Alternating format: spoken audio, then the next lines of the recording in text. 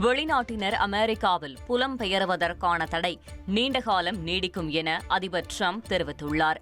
வெள்ளை மாளிகை அருகே பாதுகாப்பு பணியில் ஈடுபட்டிருந்த காவலர்கள் மீது ஆப்கானிஸ்தான் இளைஞர் துப்பாக்கிச்சூடு நடத்திய விவகாரம் விஸ்வரூபம் எடுத்தது.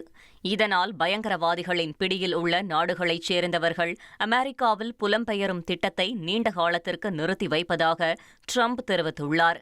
மேலும் முன்னாள் அதிபர் ஜோ பைடன், துணை அதிபர் கமலா ஹாரிஸ் ஆகியோர் எல்லையை கட்டுப்பாடின்றி திறந்துவிட்டதே அமெரிக்காவின் இந்த நிலைமைக்கு காரணம் என்றும் டிரம்ப் குற்றம் சாட்டினார். அமெரிக்காவின் தடை பட்டியலில் ஆப்கானிஸ்தான், சோமாலியா உள்ளிட்ட 19 நாடுகள் இடம்பெறலாம் என கூறப்படுகிறது. இனி செல்லும் இடமெல்லாம் செய்தி. தந்தி டிவியின் வாட்ஸ்அப் சேனலை ஃபாலோ பண்ணினா செல்ல இருக்கும் இடமெல்லாம் செய்தி.